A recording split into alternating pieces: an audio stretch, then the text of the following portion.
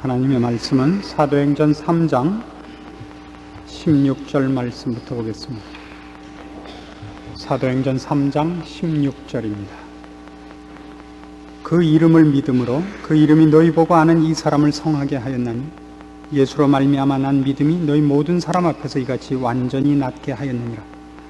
형제들아, 너희가 알지 못하여서 그리하였으며 너희 관원들도 그리한 줄 아노라. 그러나 하나님이 모든 선지자의 입을 의탁하사 자기의 그리스도의 해 받으실 일을 미리 알게 하신 것을 이와 같이 이루셨느니라. 그러므로 너희가 회개하고 돌이켜 너희 죄 없이 함을 받으라.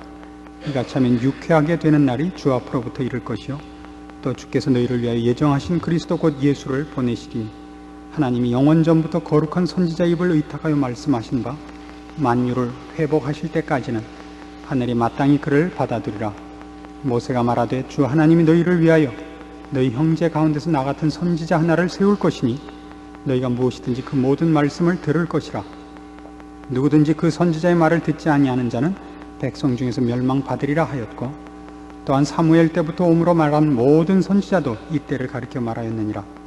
너희는 선지자들의 자손이요 또 하나님이 너희 조상으로 더불어 세우신 언약의 자손이라. 아브라함에게 이르시기를 땅 위의 모든 족속이 너희 씨를 인하여 복을 받으리라 하셨으니 하나님이 그 종을 세워 복 주시려고 너희에게 먼저 보내사 너희로 하여금 돌이켜 각각 그 악함을 버리게 하셨느니라. 26절까지 봉독했습니다.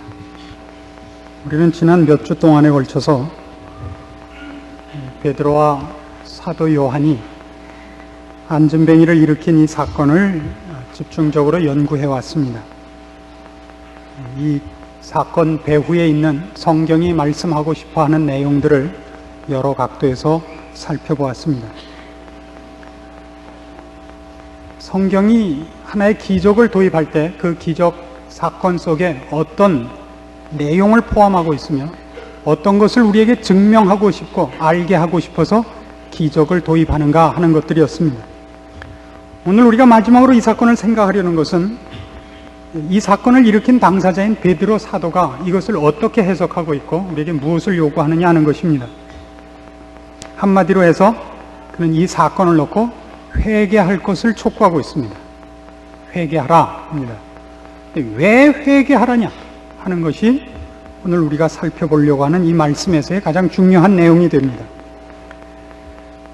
베드로와 요한이 성전 미문에 앉아있던 안전뱅이를 일으켰습니다. 주 예수 그리스도의 이름으로 그를 성하게 했다 그럽니다. 그리고 그 사건에 어떤 내용과 어떤 뜻이 있어서 그 사건을 이용하여 이 사건을 보고 그들 주위에 둘러선 사람들을 향하여 회개하라라는 말이 나올 수 있었는가 하는 것을 우리가 살펴보려고 하는 것입니다.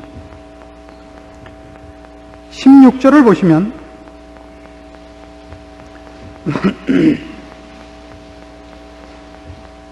베드로는 분명히 이 사건이 예수로 말미암아 난 믿음이라고 합니다.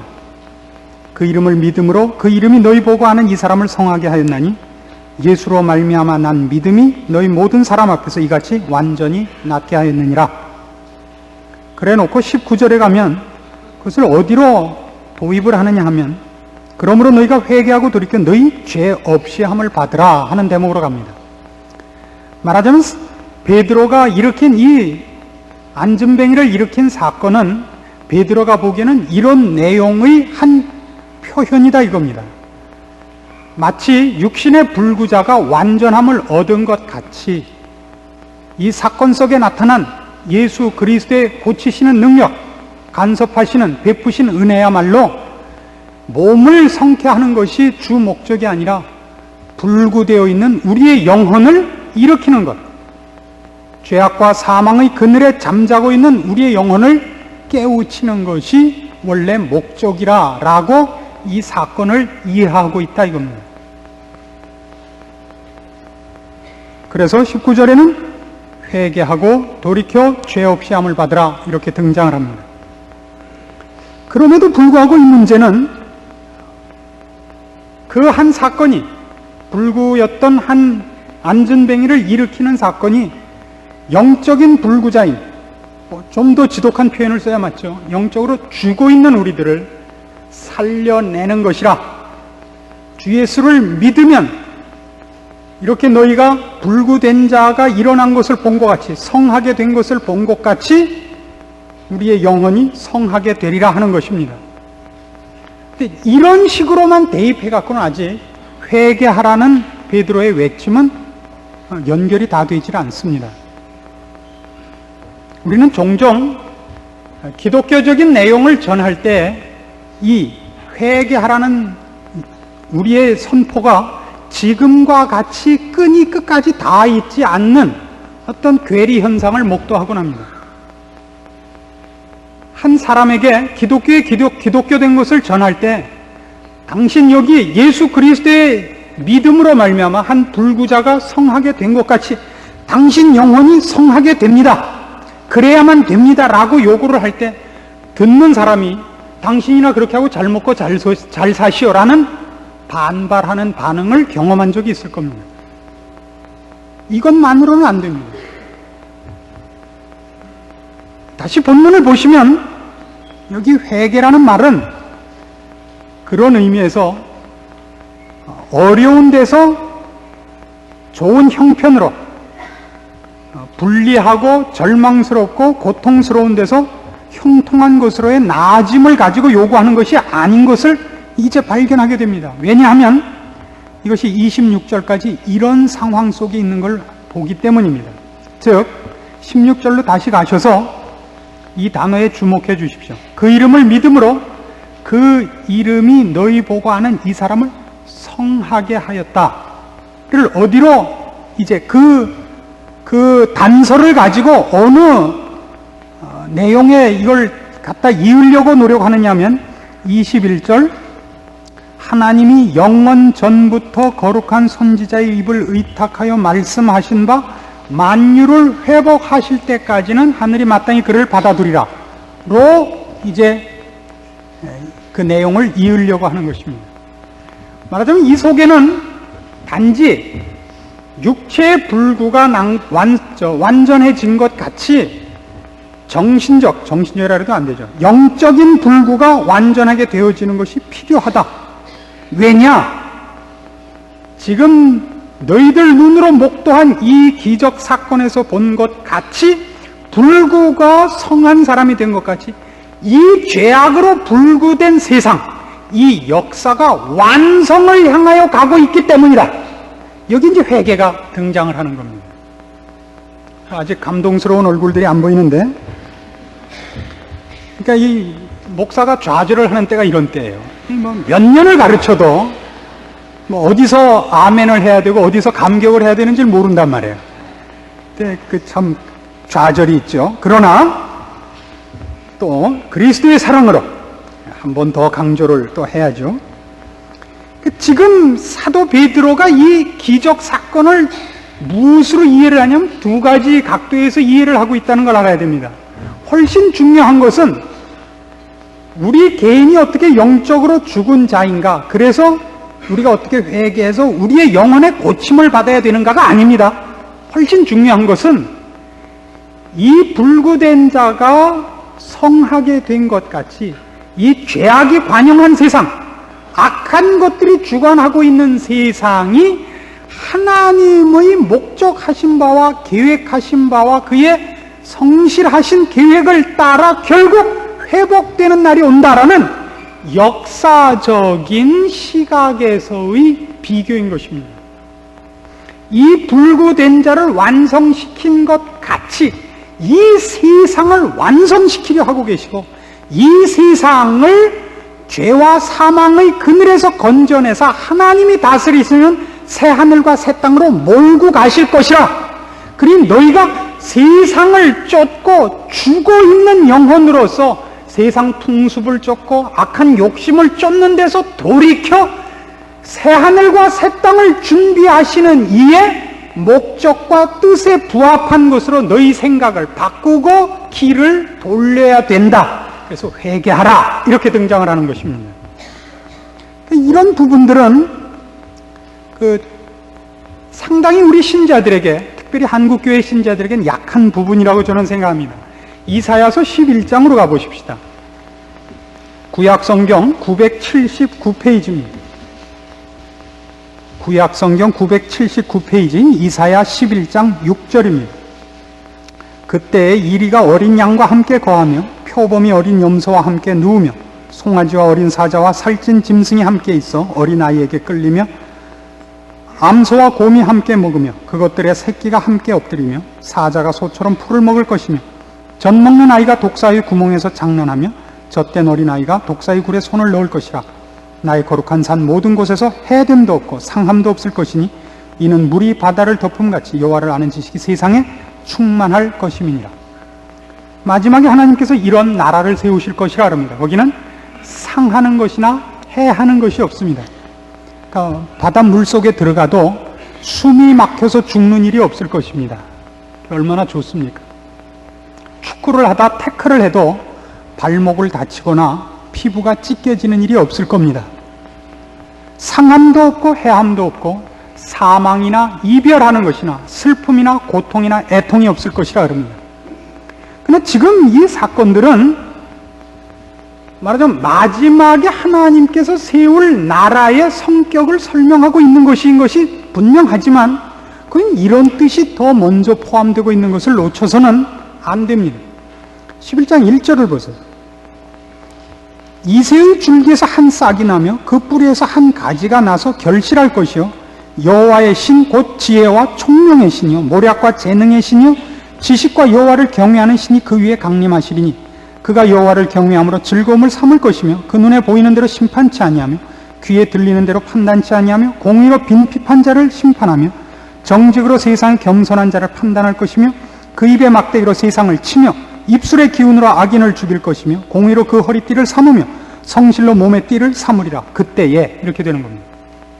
어떻게 된다고요? 이새의 뿌리에서 다윗 왕의 아버지입니다. 지금 역사를 얘기하고 있다는 걸 놓치지 않으셔야 됩니다. 하나님이 이렇게 해서 이런 나라를 만들겠다 이거예요.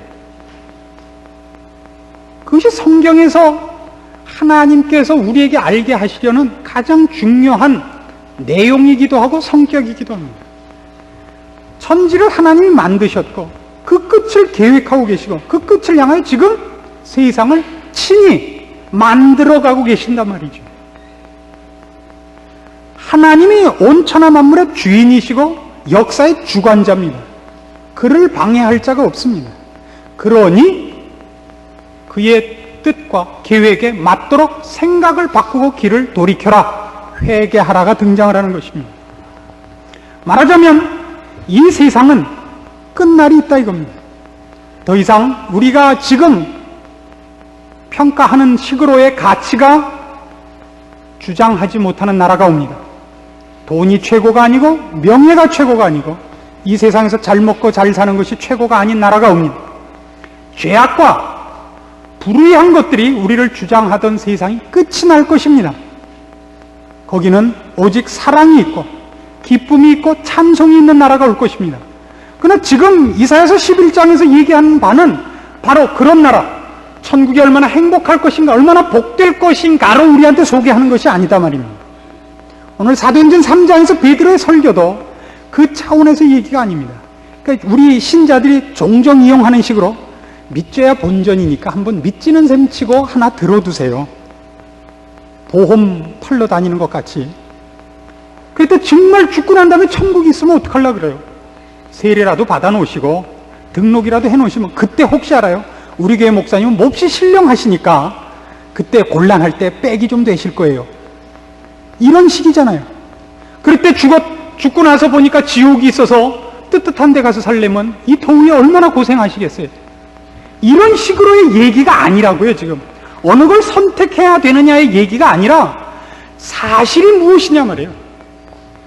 사실이 역사가 어디를 향하여 가고 있고 누가 주장하고 있고 그 주장하는 이가 무엇을 원하고 있으며 무슨 계획을 지금 추진하고 있느냐를 말하고 싶어하는 것이 오늘 사도행전 3장에 나오는 그 사건을 계기로 한 베드로 설교의 가장 중요한 요약인 것입니다. 말하자면 이 병들고 악하고 더러운 것들이 새롭게 된다. 새롭게 되는 것이 지금 베드로 설교의 핵심이 아니라 그것이 새롭게 되는 쪽으로 세상 역사가 진전되고 있단 말이에요. 그러기 위해서는 회개해야 된단 말이죠. 여기서 회개가 등장을 하는 것입니다. 다시 사도행전 3장으로 가셔서 그 본문을 보시면, 그래서 이 말씀을 베드로가 뒤에 이런 얘기들로 설명을 이어가고 있는 것을 주의해 보셔야 됩니다. 22절 보십시오. 모세가 말하되 주 하나님이 너희를 위하여 너희 형제 가운데서 나 같은 선지자 하나를 세울 것이니 너희가 무엇이든지 그 모든 말씀을 들을 것이라. 누구든지 그 선지자의 말을 듣지 아니하는 자는 백성 중에서 멸망을 받으리라 하였다 그럽니다. 자, 이게 무슨 뜻일까요? 모세는 하나님의 말씀과 하나님의 뜻을 백성들에게 전해주던 자입니다. 모세가 죽게 되었을 때 백성들에게 유언합니다. 나중에 하나님께서 나 같은 선지자를 너희 중에 세울 것이다. 너희는 그의 말을 들어라. 그의 말을 듣지 않는 자는 죽을 것이다. 예수님의 권위를 얘기하려는 것이 아닙니다, 지금. 예수님이 와서 하실 일, 예수님이 와서 우리에게 전하시는 말씀들은 이 온 세상 만물을 지으시고 주장하시고 인도하시는 이의 생각과 뜻인 겁니다. 거기에 어긋나면 죽을 수밖에 없죠. 고기가 물 밖에 나와서 국회의사당 계단에 앉아서 사진 찍었으니 돌아가실 수밖에 더 있겠어요. 물 속에 있어야죠. 진흙탕일지라도. 그 얘기를 하는 겁니다. 나 같은 선지자를 여호와께서 다시 세우리라. 너희는 그의 말을 들을지니라. 그의 말을 듣지 않는 자는 멸망받을 것이라. 왜요? 길이 아닌 곳으로 가게 되고 생명이 없는 곳으로 가게 되니까. 그것이 베드로 설교의 회개하라의 근거인 것입니다. 24절에 보시면 또한 사무엘 때부터 오므로 말한 모든 선지자들 입대를 가리켜 말하였느니라. 너희는 선지자들의 자손이요. 이 사무엘 때부터 모든 선지자들이 입대를 가리켜 얘기했다. 즉 예언했다는 건 무엇을 뜻해요? 예언했다는 것은 역사가 우연에 의해서 굴러가는 것이 아니라 주관자가 있고 그 주관자가 의도하는 바가 있고 그 의도한 대로 세상이 만들어져 가고 있다는 얘기란 말이에요. 25절 하반절 보세요. 아브라함에게 이르시기를 땅 위의 모든 족속이 너희 씨를 인하여 복을 받으리라 하셨으니 하나님이 그 종을 세워 복 주시려고 너희에게 먼저 보내사 너희로 하여금 돌이켜 각각 그 악함을 버리게 하셨느니라. 아브라함을 불렀을 때 뭐라 그러죠? 너는 너의 본토 친척 아비집을 떠나 내가 네게 지시할 땅으로 가라. 내가 너로 큰 민족을 이루어 너로 창대케 하고 너를 인하여 모든 민족이 복을 얻게 하리라. 너를 축복하는 자에게 내가 축복하고 너를 저주하는 자에게 내가 저주하리라. 이 아브라함에게 한 약속이야말로 아브라함과 이삭과 야곱과 이스라엘과 예수 그리스도를 믿는 우리 모두에게 지금까지 유효한 하나님의 변함없으신 약속입니다. 그 약속이 뭔가 다시 한번 기억해 보십시오. 아브라함의 자손을 통하여 온 인류를 구원하시려는, 아브라함만을 축복하시는 것이 아니라 아브라함을 복의 근원으로 삼아 모든 민족으로 너의 씨를 통하여 구원 얻게 하리라는 약속을 주시고 그 약속을 이루사 그 씨 된 예수 그리스도를 보내시고 십자가에 못 박으시고 피 흘리시고 부활케 하사 이제 바로 그것을 약속하시고 그렇게 세상을 이끌고 계시는 이가 그렇게 결론을 내고야 말 거기 때문에 먼저 너희에게 보내서 그 악함에서 돌이켜 회개하라 한단 말이에요. 안다가 스탠이세요? 그래서 회개하라예요. 예수 그리스도가 오셨습니다. 그것이 사실인 것을 믿는다면 그가 새하늘과 새 땅을 만들 것도 너무나 분명하지 않냐 이거예요. 안 믿어지죠? 그래서 얘기해요. 보라, 예수를 믿는 믿음이 너희가 보던 이 앉은 뱅이를 성하게 했느니라. 증거로 삼는 거예요. 그와 똑같이 이 세상을 새롭게 할 날이 온다. 다시는 해함이 없고 상함이 없는 나라가 온다. 하나님이 그리로 역사를 끌고 가기 때문이다. 이 세상의 악한 것들과 죄악된 것들과 부패한 것들을 멸하시고 주를 믿고 하나님의 자녀된 자들을 위하여 나라를 세우실 것이라. 그러기 위하여, 그 자리에 있기 위하여, 너희에게 먼저 복을 얻게 하기 위하여 그 악함을 버리고 회개하라 명하느니라. 베드로의 설교입니다. 우리는 기독교에 대해서 너무나 많이 감상주의에 익숙해 있습니다. 예수를 믿으면 어떻게 마음이 평안해지는가? 예수를 믿으면 어떻게 사업이 번창하는가? 예수를 믿으면 어떻게 자식이 공부를 안 하고도 좋은 성적을 얻어오는가? 공부 안 하고 좋은 성적 얻어오는 방법은 기도의 방법이 아니라 시력이 좋은 수밖에 없습니다. 공부 잘하는 애 짝꿍이 되든가 그 수밖에는 방법이 없습니다. 그런 식으로 기독교를 소개하지 마십시오. 그런 식으로도 믿지 마십시오. 이건 엄연한 사실이고 진리고 그렇게 가는 선택의 여지가 없는 하나님이 주장하시고 인도하시고 결론 맺을 길입니다. 그것을 우리는 어쨌든 알게 된 자들입니다. 그러므로 명합니다. 회개하십시오. 여러분의 생각을 돌이키십시오. 돈을 사랑하고 세상을 사랑하고 쾌락을 쫓고 세상의 풍습을 쫓으며 공중 권세 잡은 자의 불순종한 영들을 뒤쫓는 자리에서 돌이키십시오. 이젠 여러분이 이 말씀 앞에 여러분 스스로를 점검하는 일밖에 없습니다. 영원한 나라를 준비하고 있는가? 경건을 연습하고 있는가? 하나님을 목숨을 걸고 사랑하는가? 나의 인생과 삶의 터전에서 하나님의 자녀다운 자로 서 있는가? 신령한 문제에 대한 지혜와 능력을 구하고 있는가? 의에 줄이고 목마른가? 주의 이름을 인하여 핍박을 받는가? 여러분이 여러분에게 물어보셔야 됩니다. 여러분이 바쁜 시간에 좋지 않은 환경에까지 열심을 품고 나오신 것 잘하신 겁니다. 그것만으로도 저는 여러분이 거의 다 천국에 가지 않겠는가 이렇게 사실은 믿습니다.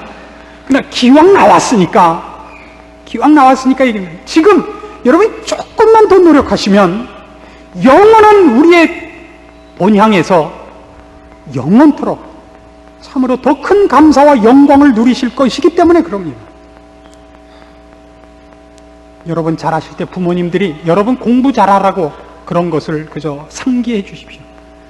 다 너 잘되라 그러는 것이지 내가 뭐에 안타까워서 그러겠냐. 그런 기록이 베드로의 기록인 것입니다.